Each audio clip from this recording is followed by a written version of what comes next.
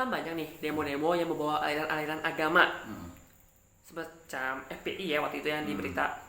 Mereka kena tangkap. Padahal sebagian besar dari mereka adalah agama Islam. Kenapa mereka kena tangkap? Jadi gini ya, kan ayah pernah bilang ya, ayah kasih tahu ya, yang orang sebenar-benarnya yang agama-agama apapun ya, termasuk agama Islam, Kristen, Buddha, Hindu segala macam ya, pokok agama-agama yang mempertuhankan Tuhan, yang ajarannya itu ada mempertuhankan Tuhan, itu sangat sedikit di dunia ini, cuma 2%, paham nggak? Kurang lebih 2%. Ayatnya bilang begitu, bukan ayah yang ngomong, ayatnya bilang begitu. Sangat sedikit mereka yang beriman, sangat sedikit mereka yang berpikir, sangat sedikit semua kan? Sangat sedikit mereka yang bersyukur, sangat sedikit mereka yang menggunakan akal, sangat sedikit mereka beriman.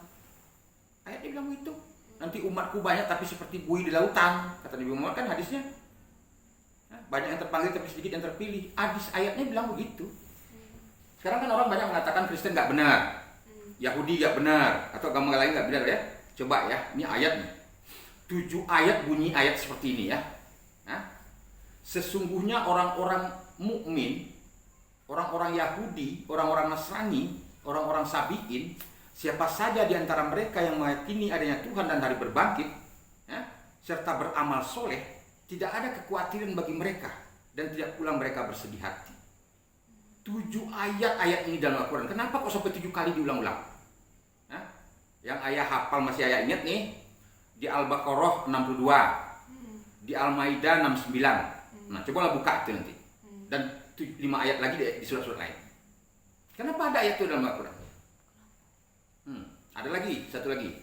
Sesungguhnya di antara rahib-rahib orang Yahudi itu terdapat orang yang berlaku lurus dan beriman, tapi kebanyakan dari mereka itu adalah orang-orang fasik. Ada ayat di dalam Al-Quran. Di antara pendeta-pendeta Nasrani itu terdapat orang-orang yang berlaku lurus dan beriman, tapi kebanyakan mereka orang-orang fasik. Ada dalam Al-Quran. Kenapa kita seenaknya aja bilang orang kafir? Agama lain kafir. Al-Quran sendiri gak bilang begitu. Islam juga bilang begitu oleh Tuhan kok. Ada Al-Baqarah awal tuh. Gimana ciri-ciri orang munafik? Gimana ciri-ciri orang beriman? Gimana ciri-ciri orang kafir? Kan ditulis di situ.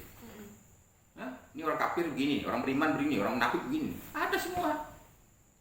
Ada orang ngaku Islam padahal munafik. Kan diterangkan semua. Nah, di dunia ini karena sedikit itu orang beriman, orang yang beragama yang bertuhan itu sangat sedikit. Yang paling banyak itu umat Fir'aun. Orang yang mempertuhankan dirinya sendiri, mempertuhankan akal pikirnya, padahal akal dan kolbu itu dia 2 itu. Satu yang dipancarkan oleh kolbu mukmin Baitullah itu yang saya bilang kan, din kebenaran itu, kebenaran Allah itu melalui hati nurani kita, melalui kolbu itu juga, melalui jantung itu juga yang disebut hati nurani itu. Kalau yang kolbu mukmin Baitullah itu wadah tempat hayat basar sama kodar dari mukalam itu, 7 sifat Tuhan itu. Jadi di semesta alam ini dia, dan termasuk di dalam kolbu kita, dipancarkan ke bumi perilaku kita, ke kolbu, ke hati nurani kita dan ke akal fikir kita. Tapi akal fikir dan hati nurani itu kan juga setan di situ. Awalnya dari setan yang bikin kok, api yang bikin kok, iblis yang bikin kok. Ada? Satu pengingkaran, satu pembenaran kan? Hati nurani juga gitu. Yang ada yang namanya hati nurani bangsa tubi'i, masih bangsa iblisi kan? Bangsa iblis dia ada juga bangsa yang rohaninya. Nah, kalau yang bangsa iblis ini yang paling banyak di dunia ini. Paham enggak? 98% dia itu iblis yang banyak di dunia ini. Mereka tuh berebut di dunia ini. Berebut kekuasaan. Paham enggak? Berebut kekuasaan dan berebut harta benda ini. Berebut sumber daya alam. Kaum kapitalis tuh. Nggak bisa kita menuduh orang tua agama ini, kebetulan mungkin dia beragama tertentu ya, yang mengaku-ngaku agama tertentu. Tapi belum tentu dia ngerti agamanya itu dia gimana. Pisahkanlah dia di antara agama dengan kaum kapitalis dulu. Kaum penyembah. Nggak bisa juga dibilang beragama, dia ngaku beragama aja, ngaku bertuhan. Padahal sesungguhnya dia mentuhankan dirinya sendiri. Para kapitalis. Nggak bisa juga kita nyatakan negara kapitalis, nggak bisa juga. Kebetulan banyak di negara itu orang kapitalis mungkin. Orang umat Firaun, gitu. Amerika misalnya, Eropa atau Cina misalnya kan banyak orang-orang yang menuhankan dirinya dan menuhankan kekuasaan dan harta benda.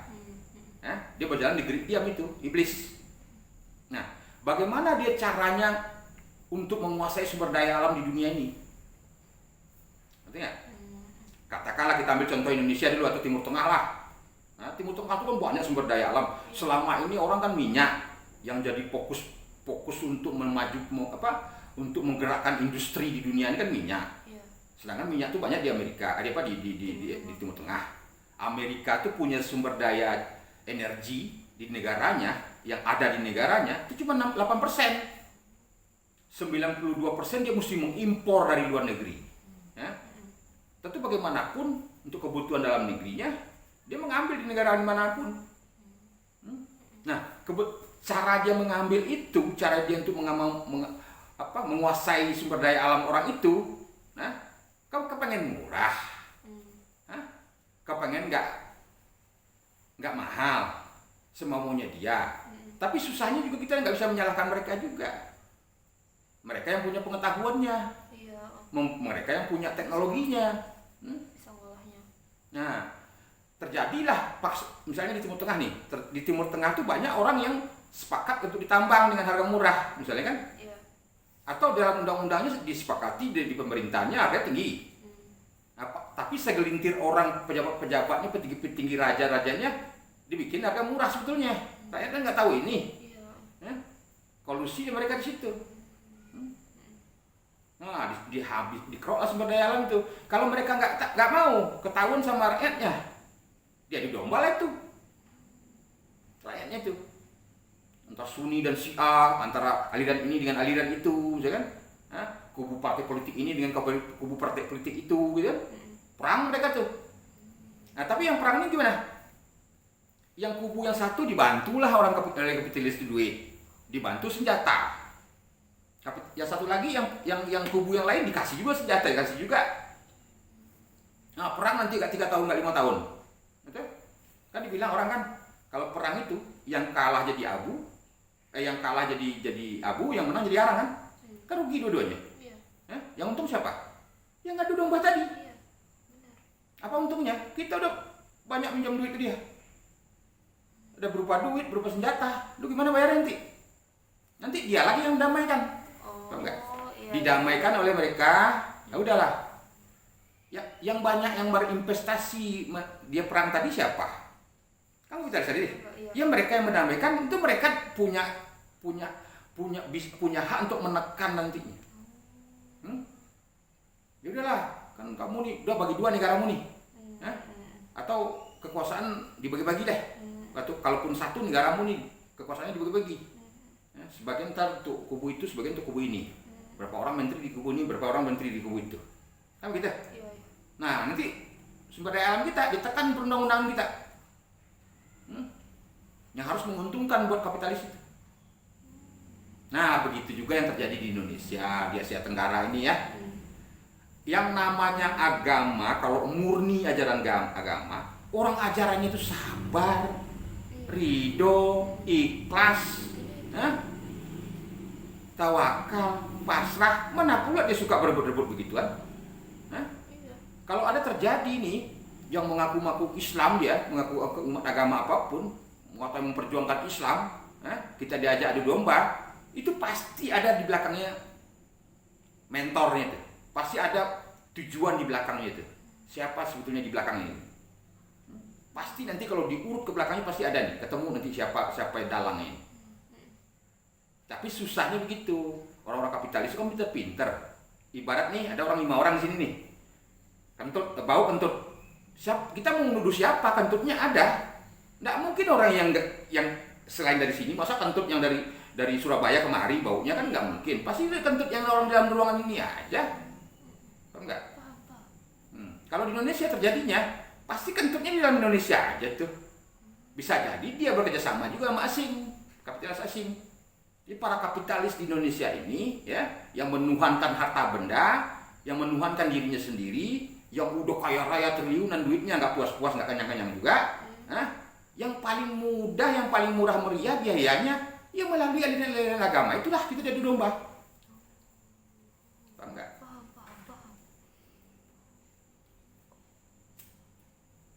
Tujuannya apa?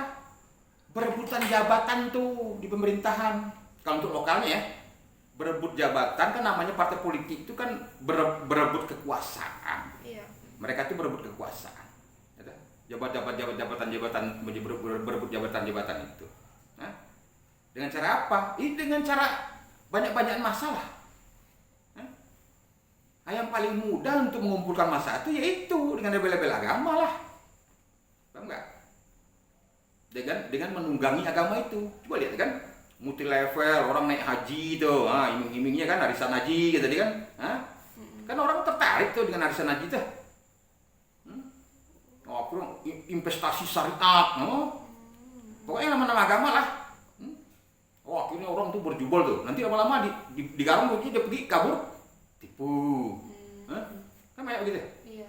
Asuransi ini, asuransi itu yang pakai jadi label-label agama. Mau bank apapun namanya, mau bank konvensional, bank syariat, udah jelas-jelas dia bank. Kan harus gaji karyawannya. Iya, perusahaan. Yang satu pakai bunga, yang satu lagi bagi keuntungan, sama aja. Itu apa bedanya sih? Nggak usah di agama ditunggang-tunggangin lah.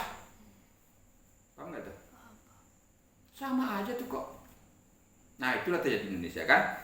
Kita itu Asia Tenggara ini pada umumnya kita tuh punya sumber daya alam yang melimpah. Apalagi sekarang, ya orang ke depan itu udah mau menggalakkan tuh mobil listrik, kendaraan listrik ya, otomotif listrik, ya segala macam yang dari baterai ya. Iya. Nah, 80% nikel dunia itu berada di Indonesia yang untuk membuat baterai itu. Paham nggak? Ini energi masa depan. Kalau listriknya nanti orang bisa dari teknologi nuklir, orang bisa dari panas bumi, orang bisa dari air, ya kan? Minyak bumi itu udah mau ditinggalkan orang. Atau pemakaiannya udah nggak terlalu banyak ke depan. Orang lebih banyak yang ramah lingkungan nanti, yang tidak polusinya gitu tidak terlalu besar ya. Itu dengan mobil listrik, dengan baterai. Nah, kita di Asia Tenggara ini orang diincar orang, terutama kapitalis asing.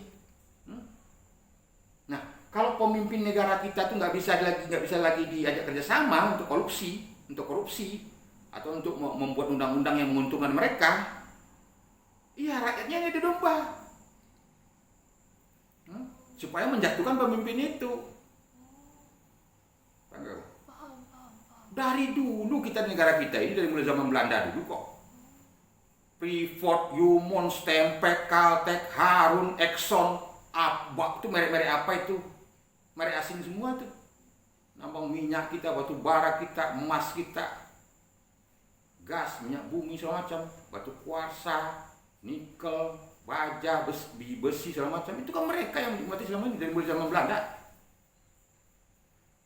Apa kekuatan Indonesia yang paling besar sekarang? NU yang paling besar, Nahdlatul Ulama 110 juta, Muhammadiyah 32 juta, mahasiswa kaum intelektual, tentara, militer dan polisi,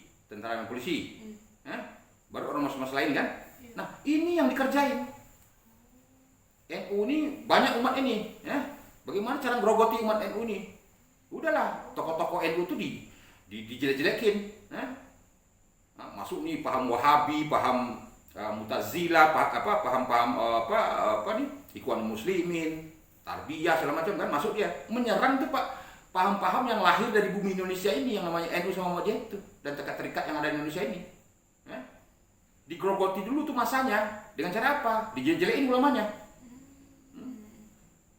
Ajarannya dijelekin. Oh, ziarah kubur haram, bid'ah lah. Tahlilan bid'ah segala macam itu bilang bid'ah kan. Supaya apa? Supaya umat-umat dari yang banyak ini pindah ke mereka, ke aliran mereka. Ini ada yang menggerakkan mereka, nggak mungkin nggak ada yang menggerakkannya. Ada tujuan tertentu nanti di belakangnya. Tahu nggak? Untuk membagi-bagi negara ini. Nanti Indonesia Timur tuh untuk orang-orang Wahabi itu. Indonesia Tengah nanti Kalimantan sama Sumatera untuk khilafah kata dia kan. Untuk ATI itu misalnya. Tinggal aja lah yang disebut Islam Nusantara itu Bali, Pulau Lombok aja lagi nanti. Kan itu tujuan mereka. Yang disasar apa? Sumber daya alamnya lah. Atau kalaupun masih kita bisa bersatu Indonesia ini, diadu domba dulu oleh mereka. Berhasil mereka madu domba. Perang saudara kita agak 3 tahun 4 tahun. Dicekoki utang senjata sama mereka. Di selatu suruh berdamai kita. Kita tergantung utang dengan dia. Otomatis nanti kebijakan-kebijakan apapun yang kita bikin untuk orang-orang tumbuh investasi di Indonesia ini, tentu kita lemah jadinya. Semau dia aja menambang di negara kita ini. Contoh satu aja lah, mulai Freeport gitu kan. Kita minta dari mulai reformasi, kita minta dia mau bikin smelter di sini, nggak boleh lagi bahan bakunya dibawa ke negaranya dia itu, yang namanya konsentrat itu. Diolah dulu di sini supaya kita tahu hasilnya berapa. Kok kita bagian kita kecil aja cuma 12 triliun. Padahal dengar-dengar isu-isu internasional yang mengatakan 600 triliun dia tiap tahun dapat ke Freeport. Kita kok cuma dibagi 12 triliun. Di negara kita barangnya. Begitu tuh tambang yang lain begitu. Ada korupsi regulasi di zaman dulu itu, di zaman Pak Harto. Yang kita ditekan oleh terutama sekutu ya. Cara mereka berinvestasi di negara kita tuh nggak sehat gitu loh. Gitu? Nah, yang paling masalah kan bukan mereka sebetulnya. Semua orang kalau orang yang namanya dagang, orang mencari untung, namanya kan dengan cara apapun. Yang jadi masalah pengkhianat banyak di negara ini. Banyak pengkhianat yang mau kong-kali-kong oleh mereka dengan investor-investor itu. Paham nggak? Coba kalau ditegakkan undang-undang sebenar-benarnya, kan dibilangkan kan pasal 33 tuh. Bumi, air dan dengan kekayaan alamnya itu milik negara, sebesar-besarnya untuk kepentingan masyarakat banyak kan? Nah, ini enggak, kadang-kadang untuk segelintir orang cuman berkolaborasi, dia bekerja sama dia dengan asing itu. Nah, dibagi-bagi itu mereka, misalnya sih 10, laporin aja ke negaramu 2 deh. Yang 8 nanti gua kasih lu 2, kasih 2. Nah, yang 5-nya 4 gua enggak. Nah, kan rugi kita jadinya. Rakyat nggak dapat apa-apa. Cuma 5 tahun sekali nanti pemilu dibilang tuh demi rakyat begini-begini itu kan. Nanti kalau udah jadi dibikin undang-undang yang memihak pada asing itu. Paham nggak? Nah, ini yang coba dilawan oleh pemerintahan kita sekarang semenjak reformasi kan. Kita berjuang untuk melawan tekanan-tekanan asing itu. Tapi kan dulu kita udah pernah di bawah ketiak mereka kan, ketiak kapitalis itu, perkapitalis itu. Orang-orang pemimpin-pemimpin kita dulu ya. Orang yang dulu di DPR, di MPR segala macam dulu ya, di pemerintahan dulu udah banyak berutang budi atau banyak yang jadi pengkhianat gitu ya, yang banyak yang jadi memihak pada asing itu. Jadi susah kita untuk ini sekarang. Nah, sekarang mulai kita tegas untuk itu. Kita nggak mau lagi diperbudak oleh asing itu. Dibodoh-bodohin nggak boleh lagi. Kalau dulu boleh lah kita nggak bodoh, kita nggak ngerti. Apalagi sekarang zamannya mensos kan, zamannya media terbuka begini, nggak ada yang bisa ditutupi orang lagi. Sedikit ada bau udah langsung menebar di isunya di mana-mana. Kalau dulu kan enggak, hanya rapat-rapat tertutup yang tahu, masyarakat nggak tahu. Sekarang semua apapun di rahasia kayak apapun bisa bocor sekarang. Nah itu, jadi apapun yang sifat nggak agama itu nggak ada, kan diajarkan dalam sholat, ya kan? Kalau pemimpin kita salah, imam kita salah, makmum nggak boleh langsung mendemo ke depan, nggak boleh langsung lempar-lempar imamnya, apalagi menempeleng imamnya, maki-maki imamnya, kan nggak diajarin seperti itu kita dalam sholat. Sholat ngajarin kan ada tata cara menegur pemimpin salah tuh. Atau nanti setelah selesai sholat kan kita coba gali lebih dalam. Gimana nih kok tadi salah ngomong, gimana gitu kan? Kan bisa nanti. Orang tuh kan punya kilaf dan lupa juga. Ada tata cara. Ada cara DPR, ada MPR, ada. Salurkanlah situ. Gak usah kita dengan demo sampai polisi tentara baku hantam dengan masyarakatnya sendiri kan. Bawa belur, yang rugi siapa itu? Kan rugi semua jadinya. Yang untungnya kepada kapitalis itulah. Nah, untung kita punya presiden sekarang nggak mau ditekan-tekan kan? Apapun cara demo kayak apapun nggak mau dia. Nah, itu dia. Di agama jadi alat propaganda, karena itu yang murah meriah. Melalui agama itu kita diadu domba. Nah, kenapa? Karena 98% umat yang mengaku-ngaku agak beragama ini padahal umat Fir'aun. Paham nggak? Nah, barang-barang yang begini nih, yang seperti buih di lautan ini yang bisa diadu domba. Hah? Pakai sorban yang gede, jenggot yang panjang semacam itu udah lama itu katanya. Nah, si orang-orang yang nggak ngerti agama tertipu itu. Ulama kita dikriminalisasi, ulama kita ditangkepin segala macam kan. Hah? Padahal motivasi di belakang apa? Politik itu. Orang berebut sumber daya alam di Indonesia ini. Tahu nggak? Nggak usah diikut-ikutin yang gitu-gitu tuh. Karena saya udah bilang, ikuti yang kalau beragama yang benar, kamu ikutilah ajaran-ajaran yang orang mengkaji tentang zat, sifat, af'al, asma. Itu ikuti. Orang-orang kajian tauhid, kajian tasawuf. Fikihnya boleh, tapi yang fikih yang ada runutannya dari tauhidnya. Tahu nggak? Ya kalau nggak ada guru itu tuh nggak bisa menerangin tentang tauhid, tasawuf, tauhid tentang tauhid zat, sifat, af'al, asma. Nggak bisa menerangin tentang tasawuf. Kuncinya itu deh, tauhid. Kalau dia nggak punya tauhid, gurunya nggak usah ikutin. Itu sanad yang benar. Bukan merawikan si anu itu belum tentu si anu itu juga di kedepannya bagus. Ya oke lah si anunya yang bagus, tapi dianya bagus nggak? Hah? Paham nggak? Yang penting dianya menyampaikan ajaran itu. Ngerti gak dia tentang tauhid? Kalau ngerti tentang tauhid, tasawuf fikihnya batal itu. Paham nggak? Itu intinya tuh. Nggak, kalau orang udah mengkaji tentang tauhid, nggak bakalan mau diikut-ikut demo-demo kayak itu tuh. Nggak mau. Karena kita negara udah ada tempat penyalurannya. Di daerah ada DPR, DPRD tingkat provinsinya, DPRD tingkat pusatnya, kan ada tempat penyalurannya. Ngapain pakai demo-demo lagi gitu? Oh nggak benar dia pemerintah 5 tahun besok kan pilih lagi dia, kan gampang. Berarti kan dia. Paham nggak? Jadi motivasinya politik yang menunggangi agama ditunggangi untuk kepentingan politik itu. Kau pernah ya bahas dulu soal kitab suci kan? Jangan kamu bilang orang sorbannya gede, jenggotnya panjang, jidatnya hitam itu udah pasti hebat dia mengkaji mendalami agama, belum tentu. Dibilang dia ulama, belum tentu, sama aja kalau dengan kita, kok apa bedanya sih? Paham nggak? Hati-hati itu. Jadi agama sekarang udah ditunggangin orang untuk kepentingan politik, kepentingan apa aja gitu ya. Terutama global nih. Kita kan udah ada PBB, kita nggak boleh merang-merangin orang sekarang. Antar negara tuh nggak boleh nyerang-nyerang negara lain kan? Iya. Nah caranya apa sama dia? Adu domba aja di dalam negara itu. Kalau berantem mereka nanti kita kapan perlu kita suplai senjata, dana untuk supaya dia perang agak lama dikit. Perang saudara. Nah kalau perang saudara gak 3 tahun 4 tahun nanti kita lagi yang namain. Itu mainnya. Atau para kapitalis lokal begitu kan? Selama ini gitu. Untuk memuluskan kalau udah mulai goyang usahanya ya kan negara ini yang ditaati. Ya, presiden ini kayaknya nggak bisa kita sama mereka nih gitu kan.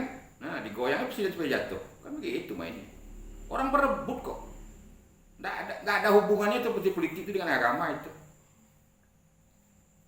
Politik itu jadi orang berebut kekuasaan. Agama mana berebut kekuasaan itu? Agama justru melepas diri dari kekuasaan-kekuasaan yang merasa diri berkuasa, itu yang berkuasanya Allah kok. Iya. Kan enggak jauh panggang dari api itu. Itu orang banyak nggak paham gitu loh. Seakan-akan membela agama, apanya bela agama itu nggak perlu dibela. Paham nggak? Emang Tuhan butuh pembelaan? Enggak lah. Hebat apa kita dibanding Tuhan? Iya. Kita lagi bela-bela Tuhan itu. Agama yang bela kita, jangan kita bela-bela agama. Agama itu yang membela kita. Ikuti ajarannya. Selama kita itu. Ya orang agama ditunggangin untuk kepentingan politik, ekonomi, untuk menguasai sumber daya alam ini. Kan itu tujuan intinya. Kita jangan tertipu oleh gitu-gitu. Kan itu dibilang Bhinneka Tunggal Ika. Berbeda-beda tapi satu hakikatnya. Kalau kita bersatu ini, bersikeras kita untuk tidak mau dibodoh-bodohi oleh asing itu, kapitalis asing itu, kan tidak bisa ngapa-ngapain mereka. Mereka maunya konsentrat nikel tuh di mentahnya di bawah sana biji besinya, biji nikelnya, atau masih berbentuk tanah. Mungkin ada kandungan lain di tanah itu kan selain dari nikel itu, misalnya uranium segala macam. Kita nggak mau sekarang. Kalau lu mau investasi di negara saya, kamu harus bikin smelter di sini. Kamu harus bikin sini tambangnya, pabriknya, untuk pengolahannya, biar kamu tahu apa-apa aja hasilnya.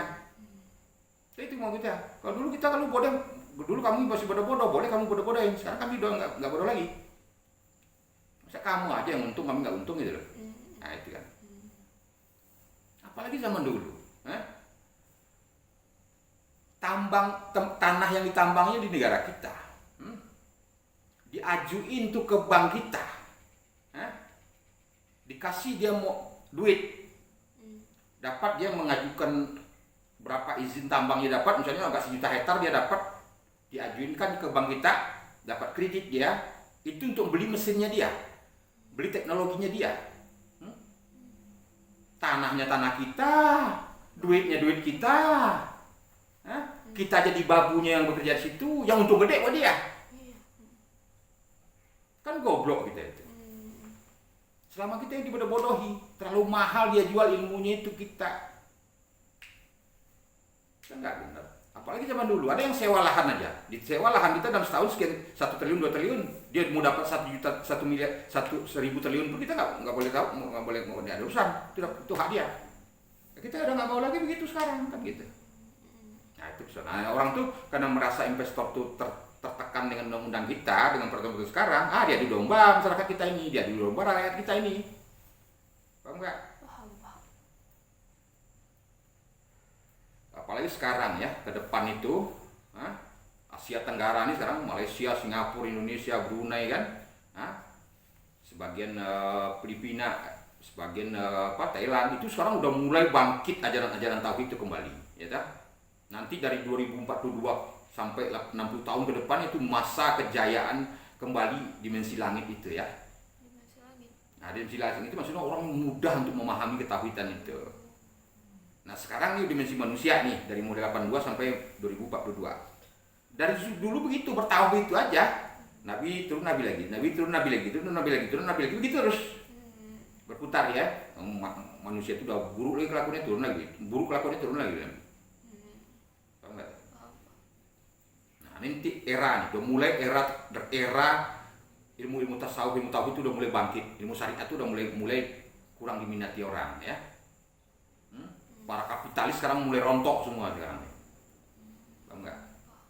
Orang-orang yang menyembah Tuhan, menuhankan dirinya itu, menuhankan harta bendanya itu. Kalau orang masih di situ sekarang, lu nanti ketinggalan kereta, lu nggak dapat apa-apa nanti ke depan. Paham nggak? Semu itu yang menuhankan harta benda itu semu, dia sendiri terbakar tiap hari itu. Paham? Nah, ngerti nggak ya? Jadi itu nggak usah diikut-ikutin yang itu-ituin ya. Demo-demo segala apapun demo deh untuk kepentingan apa katanya yang bisa ikut. Ya, kita ikutnya pas pemilu aja nanti. Dan itu kita tusuk, kita pilih orang wakil kita yang benar-benar punya pemahaman agama yang benar. Tapi kalau nggak punya pemahaman agama yang benar, lebih nggak tusuk aja. Paham nggak? Ada yang tanya ya? Nggak ada sih, udah paham semua itu udah sampai intinya juga. Ingat ya, jangan pernah mau ikut demo orang yang mengataskan agama, ya, nama agama, jangan ya. Nggak ada itu agama tuh nggak ada ajarannya gitu.